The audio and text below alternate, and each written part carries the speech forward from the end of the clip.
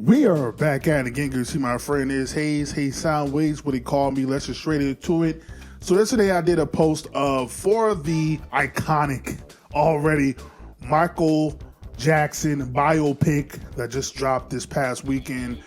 I wanted to get the people's thoughts on if you can make one change to this movie for those that have seen it, what would it be?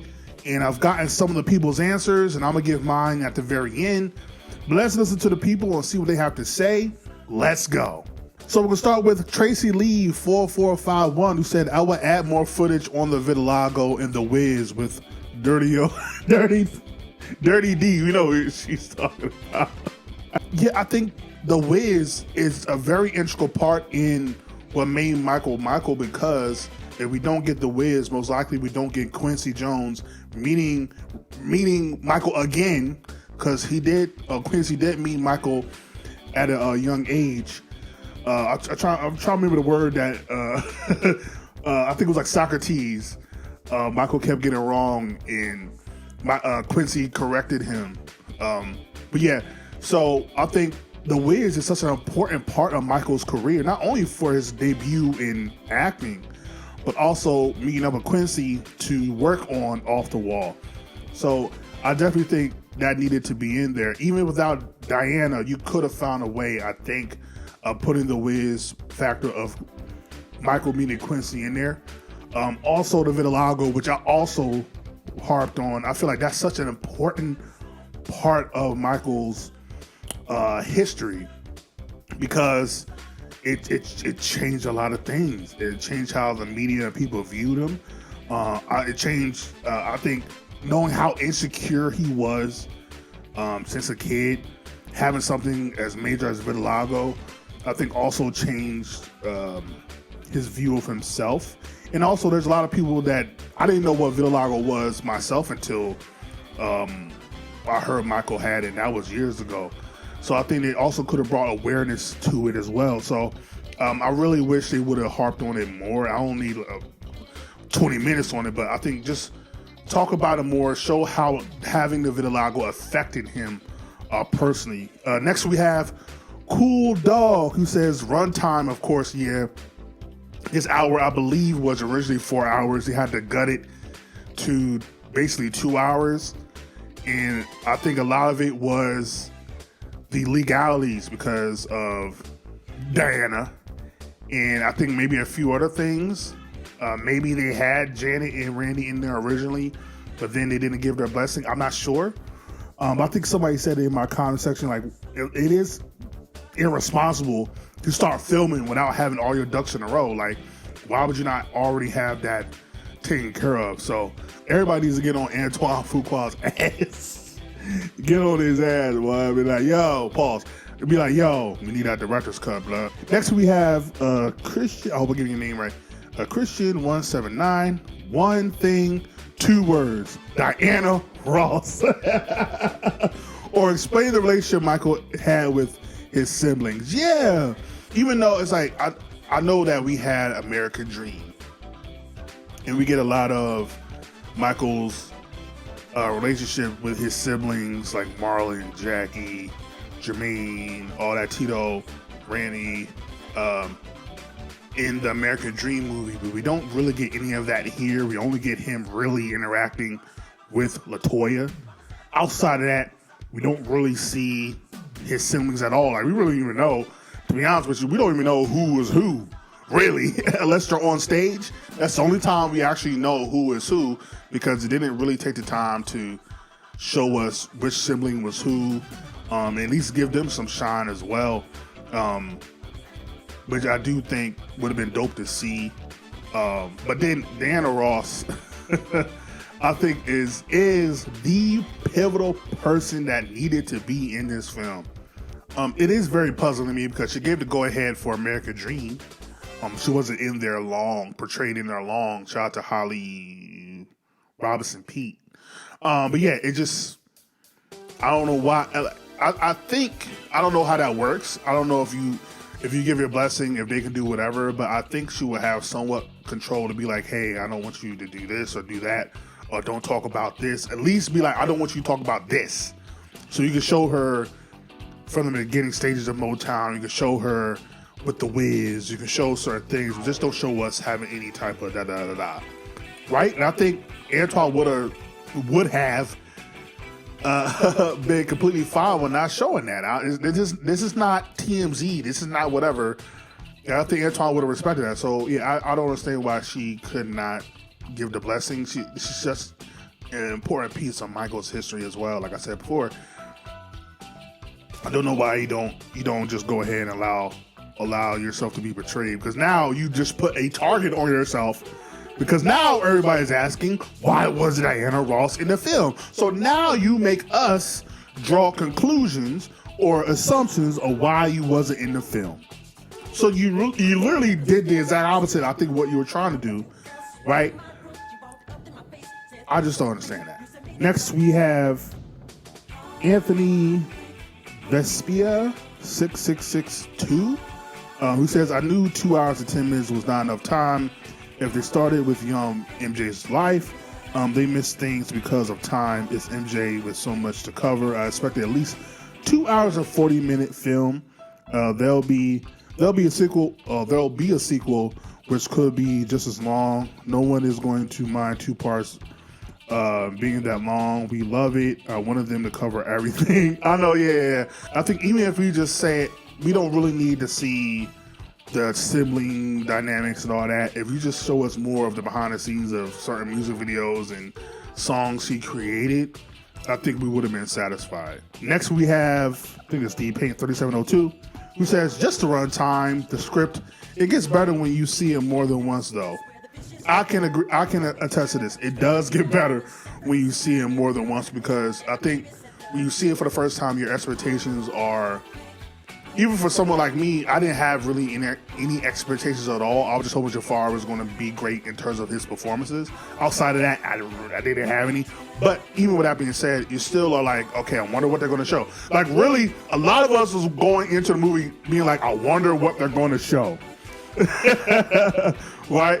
And so now that we know what is shown, now you can go back and rewatch it and be like, okay, now you can appreciate and even see more things that you might have missed the first time around. So I definitely agree with that. But yeah, runtime, I think it's probably going to be the most popular answer in this thread. Next we have Jay Staxon Calhoun, 1197. At one would be most definitely the catalog purchase and how the deal got made. Yeah, I'm actually shocked they didn't show that. They were showing Michael behind the scenes and certain business he was doing, like trying to get his music video on MTV, like getting John Baraka and getting his father fired. But I'm shocked they didn't show him interacting. And maybe, I don't know if Paul didn't give his blessing, because probably knowing how sensitive people are now, maybe he also didn't give his blessing. And so maybe they couldn't show that part either, but that would have been dope to see the business mind of Michael. Everybody, I think there's a point to where we even do it ourselves, to where we kind of paint Michael as such an innocent child when he was a grown-ass man. And he was very genius and he was very business-minded. I wish we would have saw that more, how much of a business mind he was. And it's so funny because Paul McCartney was the one that told him to get into the publishing game. And it would have been dope to see him have that conversation with Paul, and Paul shrug it off, only for him to take the catalog and then give back the catalog to like a Little Richard. I think that would have been dope to see, because it shows how much he respected the OGs before him, especially the black artists who got robbed so many times in the music industry. So yeah, I think that definitely would have been dope to see. Now this next name, I'm sorry, bruh, we're just gonna have to call you FKA 7179. Show how Michael met Quincy on The Wiz. I also dislike that they show the businessmen of Epic Records approving of Quincy Jones. The truth is that Epic Records didn't want Quincy producing the album because they thought he was too jazzy. Michael calls Quincy crying. Quincy had to reassure Michael it was going to be fine. It would have been great to cut from the interaction to the montage they played of Michael's success with Off the Wall and Thriller. Bonus points if they included people telling Michael he couldn't top Off the Wall. They cut the Thriller era. Movie would have been just a little bit longer to include that stuff. Yeah, I don't really recall. That's good to know because I've seen a couple people say how much the label did not want Quincy. I did not know that. So that would have been so dope to show Michael pushing for Quincy to do his album and show that interaction and show the connection that he has with Quincy. If that is true, which I don't see what I wouldn't be, of him calling Quincy up and being like, man, they don't want you on a project. Like, I don't want to do this project unless you're going to be on it. And Quincy figuring out a way to get it done. Yeah, that would have been really dope to see. I think as much as they wanted to, I understand as a writer what they were doing with telling the constant story of the power struggle between Michael and Joe.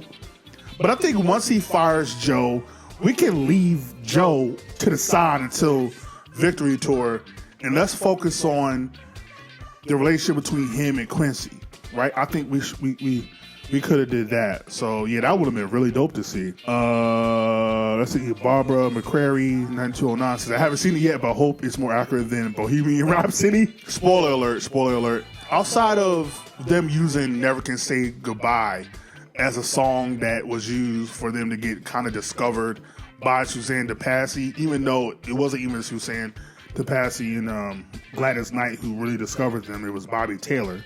There's so much information that I forget, but it was Bobby Taylor that basically discovered the Jacksons and brought them to Motown.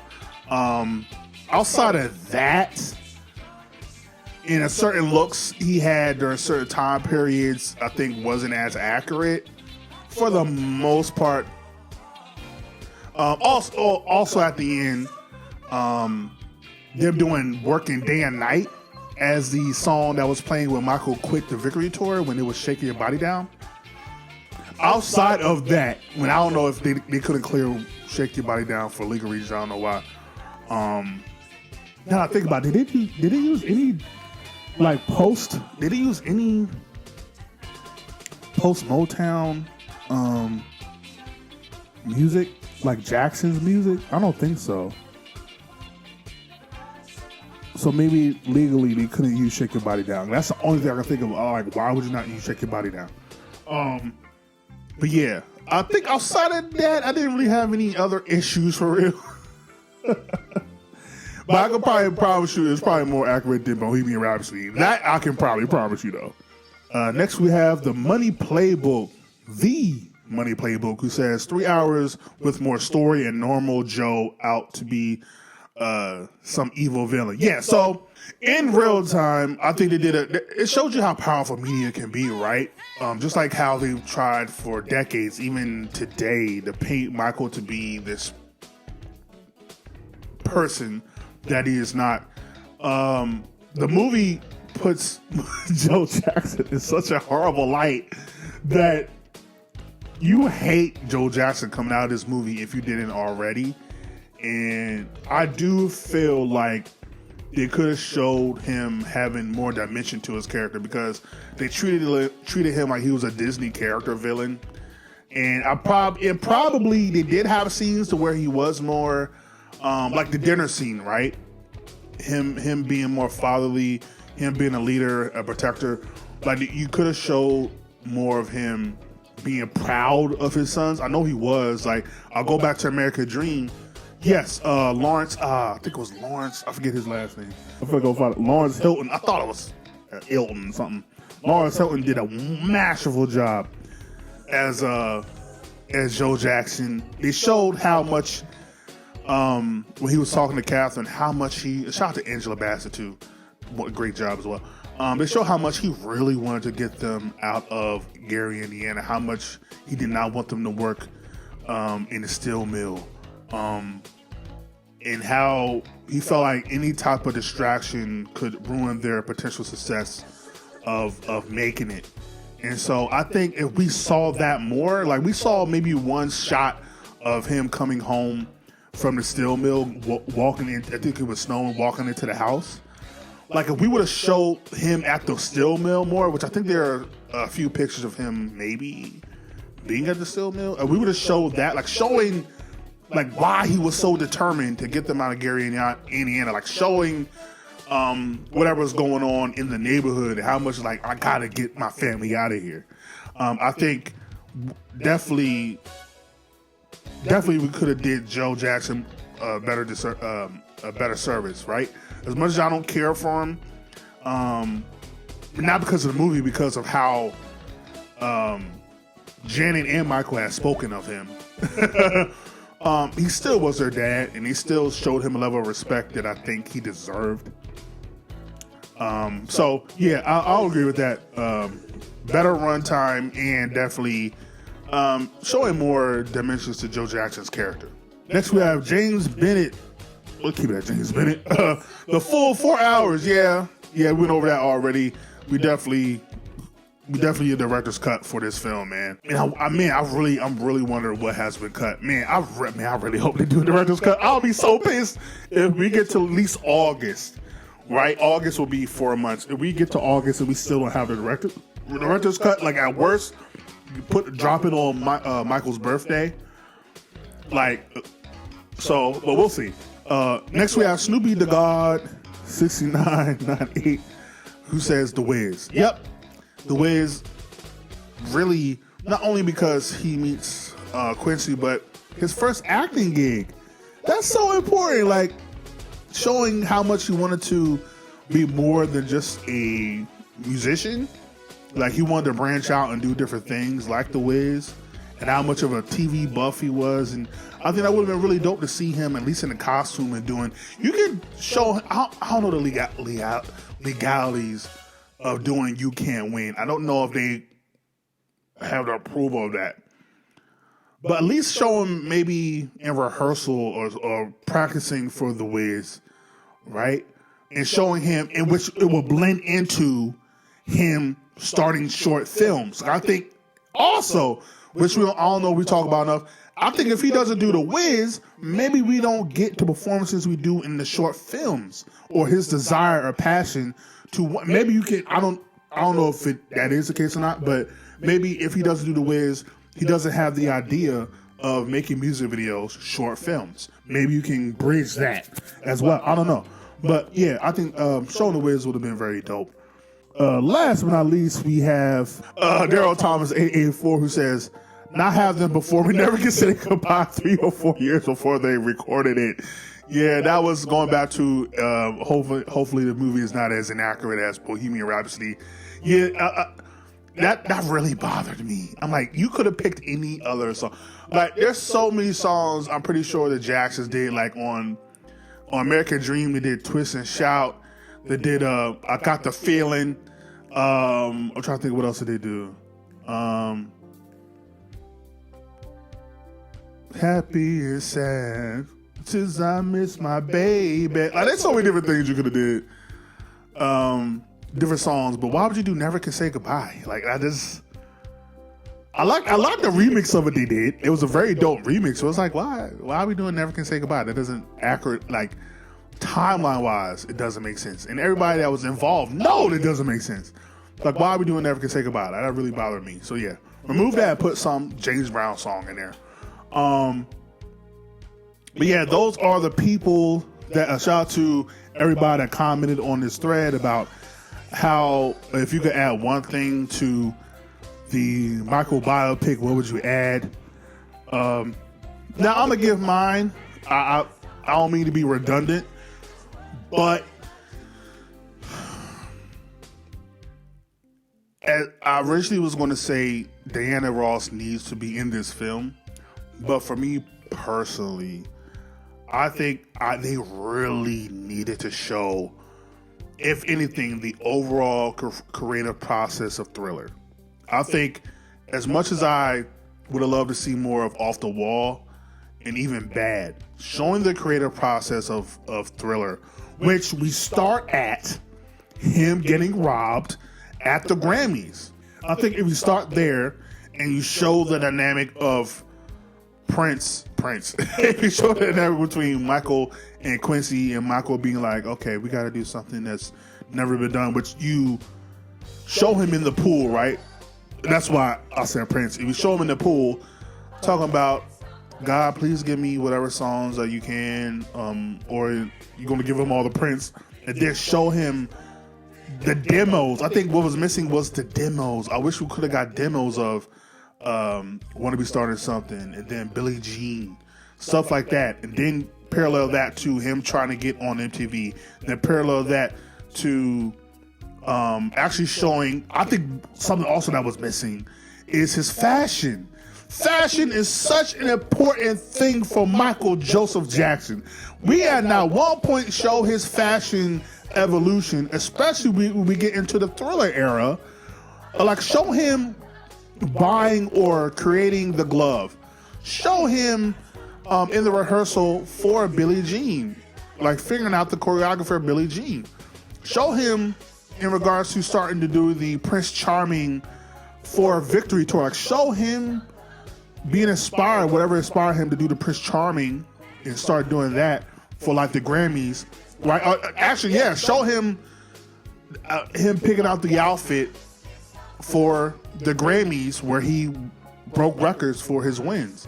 Like, show that part as well. I feel like we could have did a whole when we talk about being out the movie being 2 hours or 40 minutes, and we just solely focus on the Thriller era.